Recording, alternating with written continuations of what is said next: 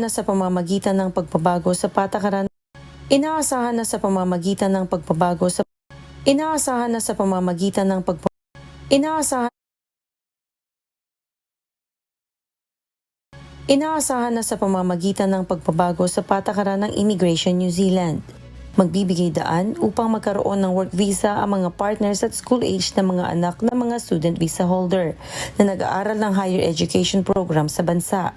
Layunin ng pagbabagong ito na gawing mas kaakit-akit na destinasyon ang New Zealand para sa mga international student at kanilang pamilya sa pamamagitan ng pagpapagaan ng work eligibility criteria.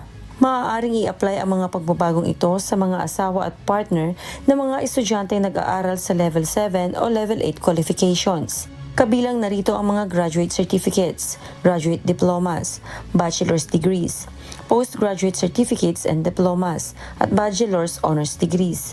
Sa ilalim ng mga pagbabagong ito, maaari nang mag-apply ang mga asawa o partners ng mga estudyanteng nag-aaral sa nasabing qualifications ng partner of a student work visa at hindi na mangangailangan pa ng pre-existing na job offer sa New Zealand upang makapasok at makapagtrabaho sa bansa. Maaari na rin suportahan ng mga may hawak ng partner of a student work visa ang kanilang dependent school age na mga anak na makapag-apply ng dependent child student visa na kung saan ituturing silang domestic students na maaaring mag-aral sa New Zealand nang walang matrikula. Kamakailan lamang inilabas ng Immigration New Zealand ang mga panibagong patakaran nito para sa mga Accredited Employer Work Visa Holders o AEWV.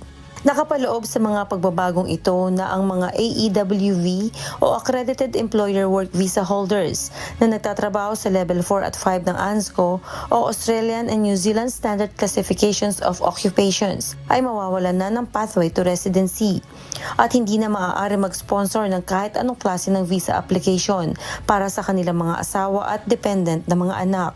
Samantala, magiging kwalipikado lamang ang mga science, technology, and mathematics o STEM na mga guro para sa straight to residence pathway. Early Briones, humahataw sa balita ngayon.